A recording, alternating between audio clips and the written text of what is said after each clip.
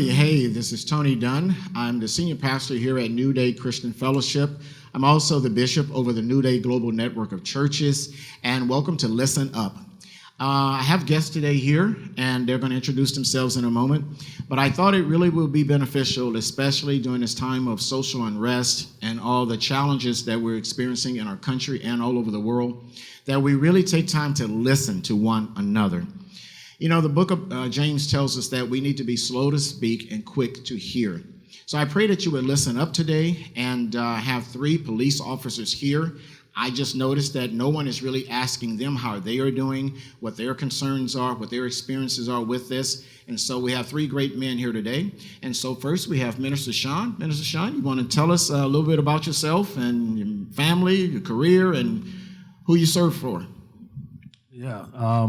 I'm a law enforcement officer, been in law enforcement for approximately 13 years, and worked with law enforcement for many years prior to that. I guess combined to be about 22 years working security and law enforcement, and then also working for 2 different agencies. I worked for the Riverside County Sheriff Department for approximately 6 years, and then had an opportunity to work now with the UC system, the State of California Police Department, in the city of Riverside.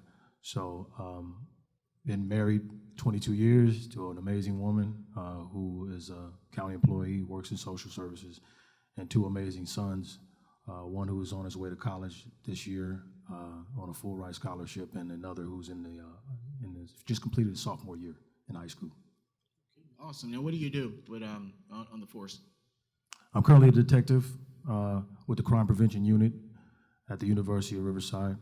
And I just took over that position recently. I have been on patrol for several years, and just really having an opportunity to work with youth in that department. I have about 40 employees that are working under my care right now, and they're student employees, and they, are pretty much the eyes and ears of the university throughout the evenings and also into the wee hours of the morning.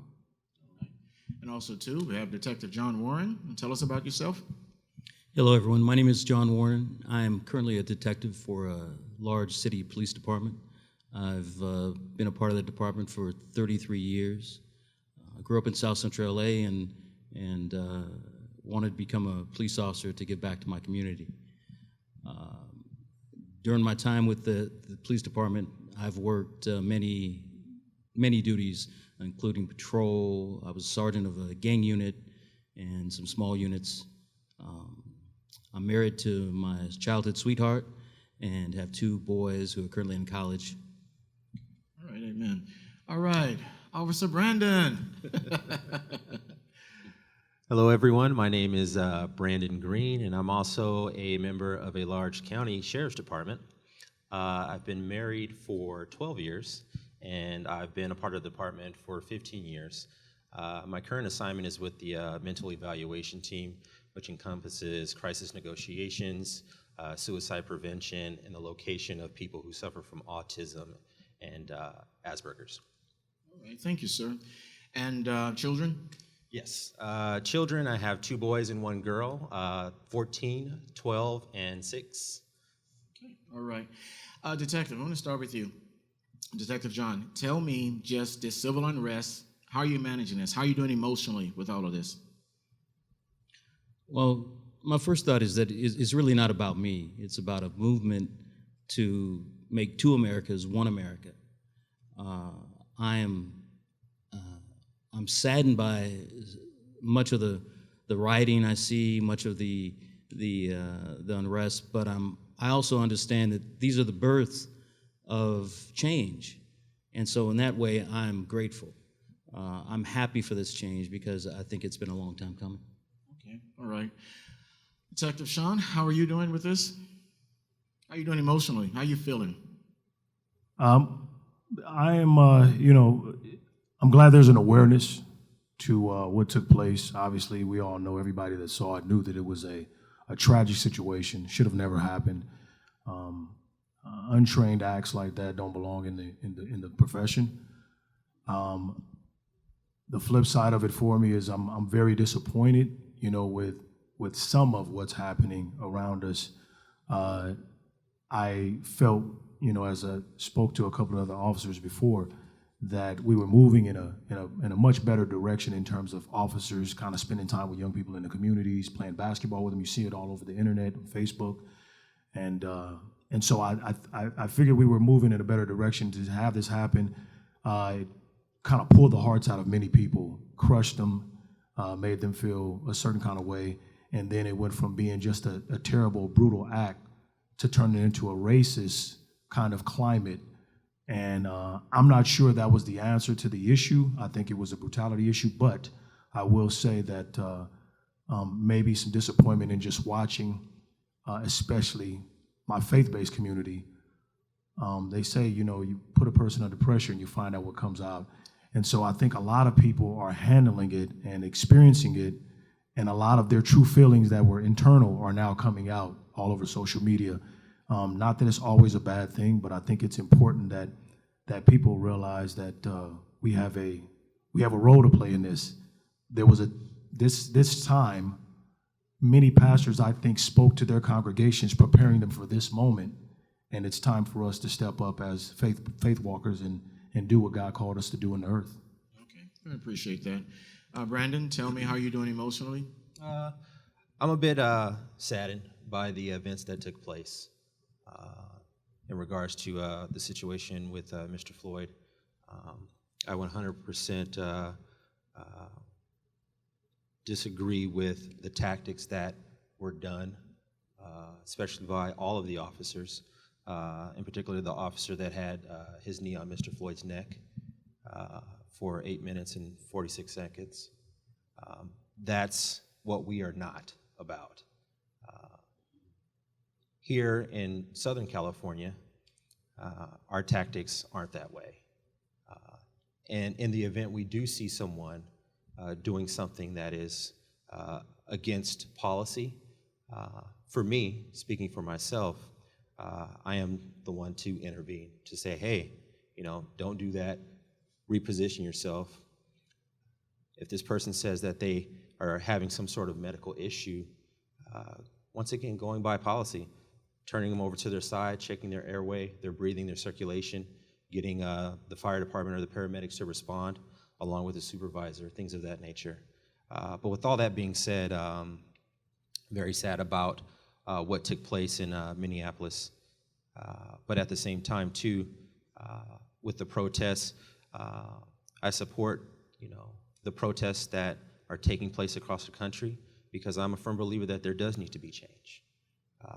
We do need to address the issues within our law enforcement community in relation to our relationships with the public. And the ultimate goal is just to, enhance the quality of service, but most importantly, our relationships with the residents in the communities that we serve. Well, you guys tell me, and Detective John, I'll start with you. Yeah. As an African American, what is that like for you? Because now you with the African American community being up in uproar, and this is not our first rodeo in terms of Sure. with Mr. Floyd, and I love not our first rodeo, but also too, you're dealing with the community, but you're also a black man within an organization. How is that for you? Being a police officer first is tough. Probably one of the best ways I heard it described is you get into an elevator, and that elevator goes, and you don't know what floor it's going to stop on. It could be very top, maybe someone very affluent, or down at the very bottom, or somewhere in between, and you don't know exactly what you're going to get. So that's a good way to describe being a police officer in general. Being a black man, being a police officer, I long for better community enactment. It's tough being called Uncle Tom, when we go down, and when I grew up in that same neighborhood, it's tough to do that. But then again, you have to understand the historical side of it. When we're talking about police brutality as a whole, you can see the domino effect that all this is having, and it's come to this point. So being a black man, I understand the feelings that my black people have, I have those same feelings. When I look at my own police department, I see a mentality of us versus them. And I think we need to make great strides and when you said us versus them, make sure I'm clear. Yeah. You're talking about the police are feel like is them against society or them against the community, or is it is that what you're saying? Yes. Okay, So, got it. Okay. So, being a police officer is a violent job sometimes. And so you often stay at this point where the light is always red, right? We have green, yellow, red, relax, and often you're at this point where it's always red. And so you're always on the defensive. You're always looking for the worst that can happen. And we prepare for that. We prepare that with training and so forth. So the problem is, and I do have a suggested solution. One thing is maybe roll calls. Maybe we have our roll calls. We roll call every day. Maybe What's have a our roll calls. call? What do you mean? A roll call is when we first start our watch, we all come together and we talk about what happened prior watch and maybe the days before, and then we talk about what our assignments are and what we're going to try to accomplish this day. And that would be a great thing to have within our communities. We can go to a park or maybe a shopping center, and we can have the community sit next to us as we're having roll call. I think that would help erase the us against them mentality. Got it. I was hearing Minister Sean said earlier about really connecting in the community, and then right before we started filming, Brandon, you mentioned pretty much the same thing about it. It would be great if we can do more like playing with the kids, playing basketball, get in the street and play football with them, and really connect with them at a deeper level. Mm-hmm. So, Detective Sean, tell me, you as an African American male, how is that being on the police force for you? Different. No. Yeah, it's honestly, I think that one of the things that's interesting is being a kid from Compton, grew up in Compton and Linwood, and had some experiences. We kind of knew what to expect from law enforcement when they came to town. I think I don't think I really focused so much on what they were, what color they were at the time. I'm sure my father probably had more of an experience with focusing on the color of their skin more than I did. I was just a kid from the inner city. But being a law enforcement officer now, as I've embarked on my journey with it, I feel that it at times has been troubling for me because kind of like what Detective John Warren said is that, you kind of feel like you have to, make sure you conduct yourself a certain way. Because I know for us, it's like you come from a different background. Everybody's looking to see how you're going to respond, act to various things. It hasn't been a huge issue for me. I'm just going to be very transparent with that. I pretty much feel comfortable in my skin. I'm pretty outspoken. Most of the guys that I've worked with from different backgrounds, different races, they pretty much know I'm going to say what's on my mind. So you get that up front. But more importantly, I think that one of the things that I think it was kind of interesting, he brought up roll call in the community. I think it's if I was in roll call and I was a civilian, I would kind of listen as I do now as a law enforcement officer. I think going to roll call, one of the things I remember a lot of when I first became a law enforcement on patrol was how many of the suspects were minorities. And that really affected me. That bothered me really bad because I would go home and I talk to my wife about the fact that black male adult, Hispanic male adult, black male adult, Hispanic male adult, black male adult, Hispanic, and that really. All right, officer, you lost me. Yeah. Male Well, adult, what's that? Well, that is when you're sitting in roll call and you hear that the suspect that we're looking for that committed a specific crime. That's what you hear. It's a black male adult, approximately this height. I'm sorry, you said male adult. Yes. Gotcha. Yeah. So when you hear that, I guess my diction is not very, but no, I think when you hear that over and over again, and you're a black man from the inner city, if that doesn't bother you, something's wrong. I mean, I feel like that concerns me. I want to see men coming from my community that are helping older women at the gas station, not taking their debit cards and punching them in the face and taking their car. I want to see men that come from my background that are helping, assisting the old lady across the street. And so as a black man sitting in briefing, hearing that, and I'm the only black guy in most settings that I'm sitting in, it's uncomfortable. So that was probably, and then obviously what he stated is very fair, I think, for each of us, is coming from the inner city, being from Compton or South Central, as Brandon knows too, is that you're Uncle Tom, you're a sellout, you're a coon, and that kind of breeds a behavior that makes you feel like you have to say and do certain things, even amongst your peers, that you shouldn't have to say. Because I believe once you kind of turn it over to God and you kind of give your life over, your speech changes, your demeanor changes, your issues and the way that you respond to those issues change. So tell me something, and thank you for that, opening up like that. So it's difficult in the community. You've been a police officer, and being a black African-American in the community, you know, the way you're rated. Now, let me ask you, have you had some other officers, black African-American officers, you being a little bit more outspoken or thinking differently than they do? Has that occurred where that's been a challenge for you? I can only think of one particular incident when I was working for the sheriff department, and the sheriff department obviously is a huge department because they cover a wide span area. But I was working court services in City of Riverside. I was working with a guy, I won't speak his name, but he's a white guy, and mentioned something to me about how cool I was being with the inmates, and he's basically saying, you know, and he was kind of sort of training me in his specific courtroom. And he mentioned something about, you're gonna learn how to deal with them, you know, because, you know, you're too nice, you know, you kind of gotta. I said, well, personally, I I know how to deal with them, and for you to try to act tough with them, this is specifically what I said to him. For you to try to act tough with them, they pretty much already know who you are without the badge and the gun on anyway. So you might as well save that drama for someone else, because I don't feel like I have to put up a facade for him. I'm going to treat him straight until he shows me different. That's not always comfortable, or it's not going to work for everybody. I'm not going to lie to you. I am kind of 6'2", 230. It's a little bit different than a guy who's maybe 5'7" and, you know, doesn't have the connection with the community. So I wouldn't recommend that everybody, my wife and I talk about this all the time, you can't recommend that every race of people deal with the people that you used to dealing with the same way. It's just not reality.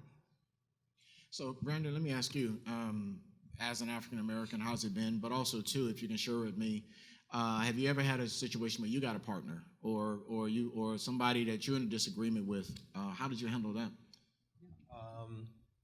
So in regards to the community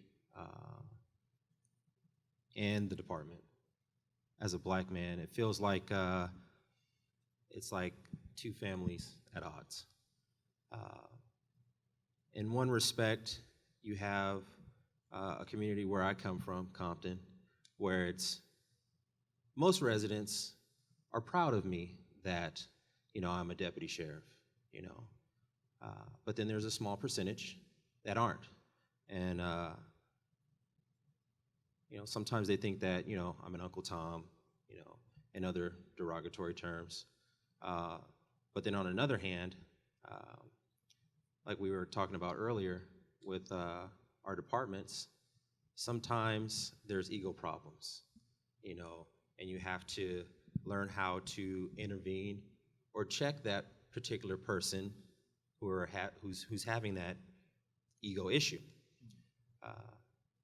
For instance, there was a time where, you know, I worked with a partner and we were patrolling a certain area, and there was a black man walking with his young daughter. She had to have been around 3 or 4 years old, and he was sagging his pants. That particular partner of mine took it upon himself to say, pull your pants up in an aggressive tone in front of several people, you know, and it's kind of embarrassing this guy. As a result of that, the guy became upset and wanted to confront my partner. I intervened. The way I intervened is I turned to my partner and said, hey man, you can't tell this guy to pull his pants up just because he's sagging. It's not a crime, you know. you're embarrassing this guy, number one, in front of his young daughter and in front of all these people, you know. As the day went on, you know, we continued to have our another conversation, and obviously my partner wasn't happy about that. And he gave me an ultimatum. Okay. Which was, if I can't back him up in this particular situation, then him and I don't need to work together. So I said, fine, I'll take you to the station right now, which I did. But in turn, I also, you know, let a supervisor know, say, hey, this is what's going on. You guys might want to keep an eye on that. Okay. So, Detective John, tell me, what role does ego play in a cop's life? Ego is big. You know, when you're confronted with a situation and it could be violent, you have to know you're going to win, and that requires a certain amount of ego. The trouble comes when you turn it off. So let me take you through a typical interaction.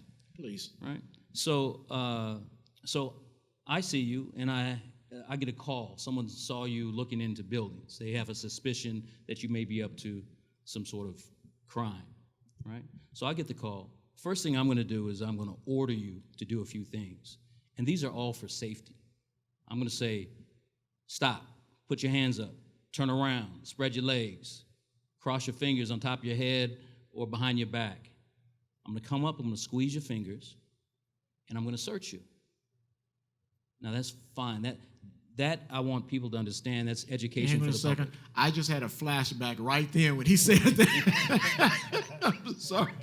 Go ahead. I want everyone to ahead. understand that is standard operating procedure for safety. For safety. We don't know who you are, and of course, if you're Joe Citizen and you're innocent, you're going to think, oh, why, what? And then if you already don't like the police, you're going to like, well, no, I'm not doing that. I know my rights, and so we already have a conflict, right? But really, ideally, what the officer should be doing is he should be establishing safety, and from there, he needs to turn it off. He needs to become human. Sir, we got a call. This is why I'm here. Can you tell me your name? Someone observed someone that matches your description, wearing the same, handkerchief, looking to things. I just moved in. I live around the corner. All right. Probably 75% of the time, that's what's occurring. But the trouble comes in from the law enforcement side is when they don't turn it off. And so we're talking about ego there, all right? And so ego has a very big role in the police department because now you go work a specialized unit. Say you work in a gang unit, or say you work in SWAT, right? And now this same type of ego comes in, and you have this us against them mentality. And now what happens is this breeds racism. This breeds separatism. And so it takes strong leadership. It takes strong individual maturity for these officers to overcome that witness. Example now, our SWAT teams, and I'm sure this is true across the country, predominantly white. Well, 9 times out of 10, they're going to go into a situation, barricaded suspect, and they may have to kill someone. 9 times out of 10, that person may be of color. And you don't have diversity. You don't have maybe someone who could bring a change of view, a paradigm change, and maybe stop this thing. So there's a reason that we say systemic, because the history of police department, and I have to say this, that just by wearing the uniform, what happened in Minneapolis, we're guilty by association. And we have to recognize that. We wear a uniform, we're guilty, but at the same time, we have to understand, accept that the systemicness within policing has got to end. It's got to stop. I've been a member of our department for 33 years. I've met some great people, and I want to make sure that you understand this. By and far, most police officers are good people. They love people. But then you have few, and you have this systemic system that's in place that treats people poorly. And those things have to change. Go ahead, Brandon, because please. To add just a bit on it, when it comes to contacting people, obviously we're here, but just like a plane how it descends prior to landing, we bring it down a notch. And a part of that would be just to explain to the person, why we're doing what we're doing. And like Mr. Warren said, it's all safety based. We don't know who you are. You could be the best person in the world, but then again, something may be afoot. We don't know. We're walking into a situation, in so many words, with limited information, and we have to make sure that we are the ones that are controlling it for everyone's safety around. But I think one of the key points when it comes to contacting people, is just merely explaining to them why we're doing what we're doing, or why we did what we did. That way they can have a better understanding, like, okay, you put me in handcuffs, or you're detaining me because, A, B, and C. Giving them a level of understanding on why we're doing something versus contacting you, jamming you up, putting you in cuffs, either putting you in the backseat or on the curb, and then just walking away. That doesn't leave people with a good feeling. Right. A quick explanation would be suffice, to say the least. Sure. So that's just my 2 cents. Yeah, I was just going to add to that. It's everything that's been said. It's very interesting when you walk into situations like that, and I think that's kind of the biggest thing that probably going forward is going to be discussed quite often, is the fact that when officers walk into situations, when you show up to a situation, and now they're being ambushed all over the country, and there's I have an alert that comes on my phone when officers are killed in line of duty. Just between January and now, it's been unbelievable, the number of officers who lost their lives in the line of duty. It's happening a lot. Between 18 and 19 was crazy, and you just don't hear about it. You don't hear about it. It's unfair. However, so I feel like, kind of what Brandon just stated earlier, I kind of feel like my heart is in two places, because I feel like that I know, as Detective Warren was just saying, that the large majority of the officers that I've worked with and you see that you're working with, they're great guys. Their families, their kids. You back each other. You discuss, hey man, I'm going to switch a day. Just different things that you're able to do, no matter what race or background they come from. Guys are usually pretty genuinely fair and cool to work with. But there is a small percentage of guys out there, and the toughest part for me, which I know we'll eventually get to, is realizing that when we're looking at change and fixing the problem, egos are going to be in every profession, no matter who you are. Yes, we have the ability to take life or freedom. I had a gentleman that I actually pulled over in Riverside in 2014, somewhere around there.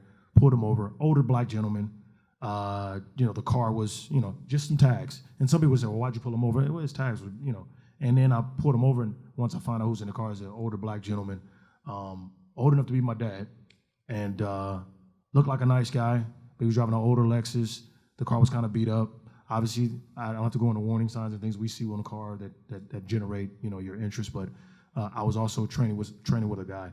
So I look at him and I see it, pull him out. He's in the car. I get his ID. Once I get his ID, I found out he had a felony warrant for his arrest, which means I'm basically mandated to take him in, right? Once I deal with the guy, I talk to him, I immediately go back to the car, ask him to step out. Could you step out of the vehicle for me, please? My partner's on the other side of the vehicle. Put him in the cuffs, take him to the station, start processing. I'm processing me. I go up to him. I said, hey, man, as I told you on the street, I had to take you in. I know you stated to me already, because he gave me a lot of conversations, just saying I'm starting to get myself together, trying to change the tide. And I said, and I get it, and I understand. I said, but you understand the position that I was in. He said, man, you know what? Don't worry about it. I got myself into this situation.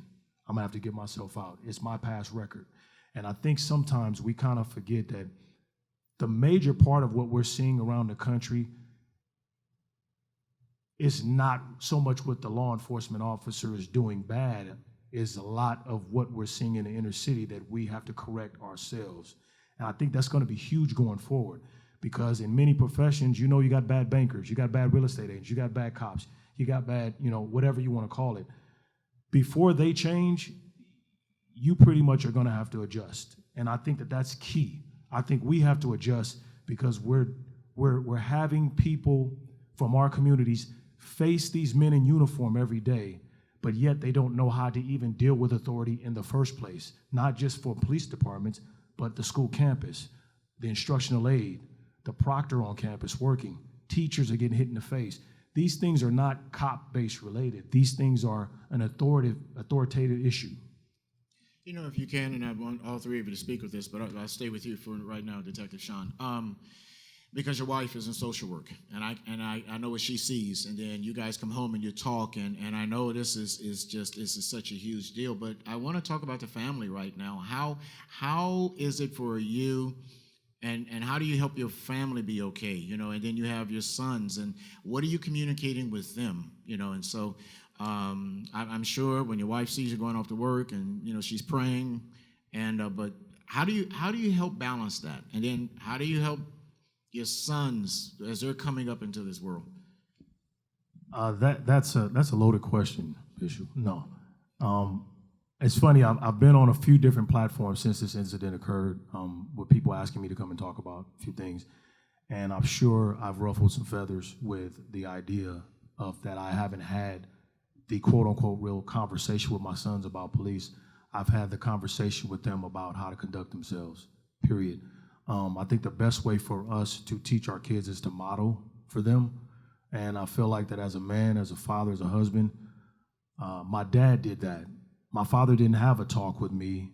We were well past the whole 60s, 50s era where innocent men, I say that very strongly, innocent men who were good husbands and fathers, who lived at home with their wives, who were not, you know, kind of working in the streets. They were being beat for nothing. So we were past that point in our time of growing up in the city.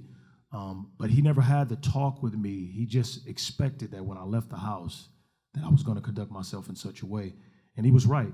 I didn't have many run-ins with the police department or officers or whatever. What I've done is the same thing with my son because I felt like it worked with me. I turned out okay. And so with my sons, we have conversations about how they to present when they step out. I did a little docu video with my sons, a 6-minute docu video a couple of years ago with my sons, basically showing the difference in a man with, you know, a father present and a man who does not. And the docu was pretty interesting because it kind of showed, you know, a guy walking out of the house, and the father's directing him to take his hood off his head, take his earphones off so he can hear. Take your hood off so you can see around you, your peripheral. Now, the interesting part about that video is that I had a lot of different pieces in it, or working parts, where it was some quotes posted up of different reasons why it's important for us to rear the kids and to not necessarily have a dramatic conversation about how bad professions are, but really talk to them about how to conduct themselves when they step out in public.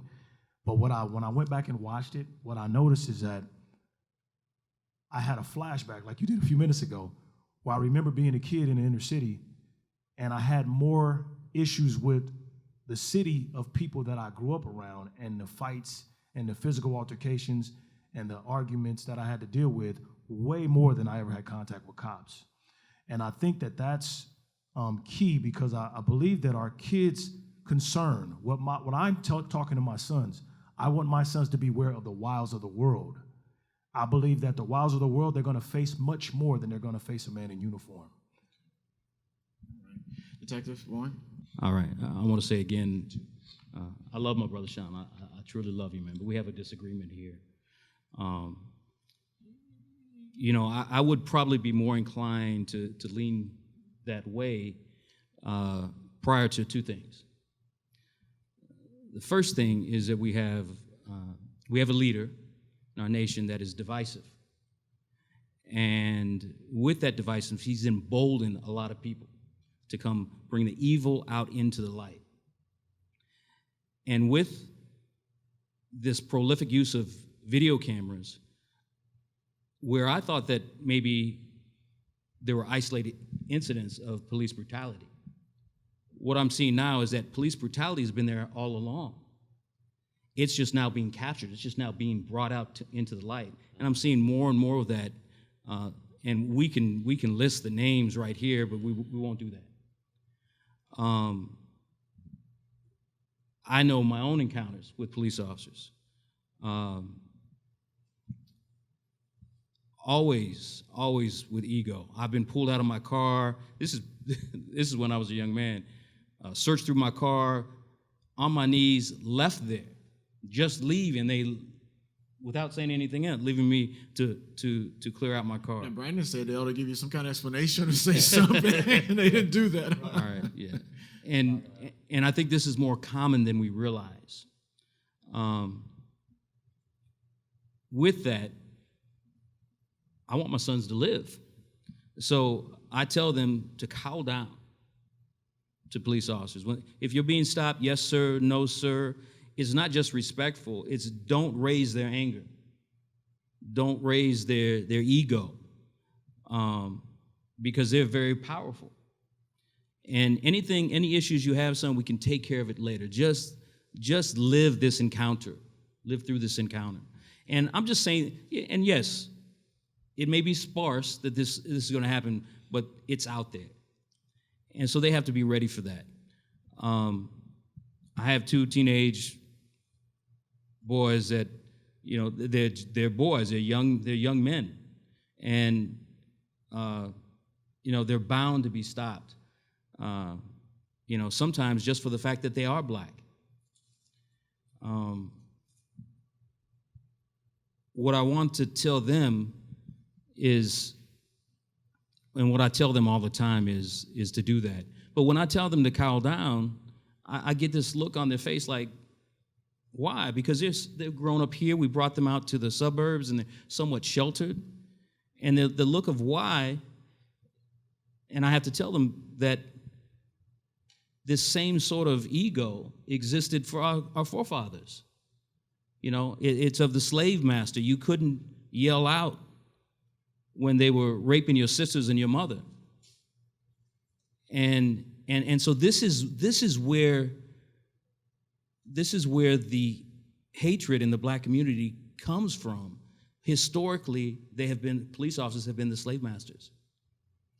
And we're trying to change that, and we're going forward. But sometimes we got to take a step back to go forward. Brandon, you not only do you have 2 boys, well, like Detective John's, his sons are in college, but your 2, they're what's Kaylin? Is high school yet? Yep. Oh, high school, and then Jordan is 7th grade. Okay, Mm-hmm. But then you got daughter. that little one. You got to see his daughter. She is something, boy. In fact, that's gonna be she's gonna be the president. Oh, go ahead. Hope so. In regards to this is, I teach my sons, obviously to be respectful to law enforcement, but to everyone. And when they find themselves in a situation with law enforcement, quite honestly, I'm a firm believer in recording things because it holds everybody accountable. The person that's being contacted and also the officer. But let's take it even further. People who make allegations against people of color that aren't law enforcement and decide to, produce these mini theatrical performances over The phones. name be called Karen? You said it. You said it. Okay. But yes. The Karens, okay. But in that regard, recording the incident from beginning to end, it just holds. It's a digital witness, is what I call it. So in case if that Karen wants to say whatever she wants to say, great. Soaking it all up on this camera. So when it comes to the time where law enforcement comes, they can just look at that camera and say, okay, you're lying. I think that is also another key to, preventing, these false allegations and curtailing it. And don't think Karens don't happen to black police officers. It happens towards black police officers. So, going back to, my children, especially my daughter, she's 6, but as she gets older, like Minister San said, I try to model for my children on how to conduct themselves through my actions. I can tell them a number of things, but what I'm most concerned about is them watching what my feet and my hands are doing, because that's where the truth is coming from. That's good. That's good. And that's how I go about teaching them, as well as Tamika, How does Tamika feel about you being a police officer? What are some of her concerns? Tamika has a really good poker face, to say the least. I know she does have concerns, especially within the last weeks with the riots. She cried and gave me a long hug. She didn't want to let me go.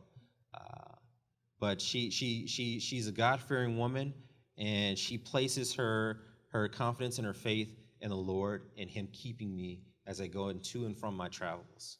So I think she holds onto Him very dearly, and prays for me.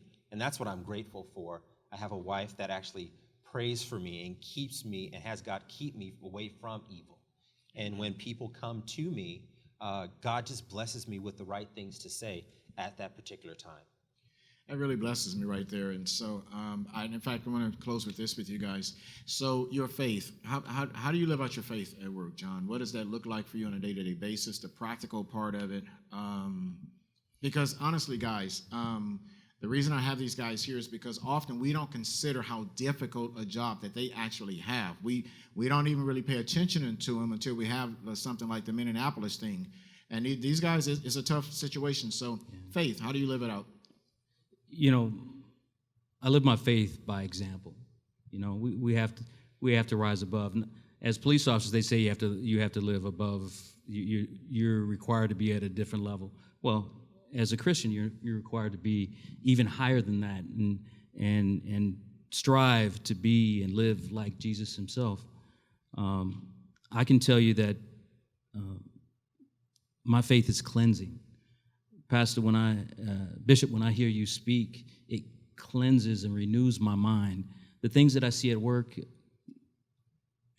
quick example is when you come home, you have this closet and you see some horrible, terrible things in our profession. And you throw that in the closet, close the door, go see your family.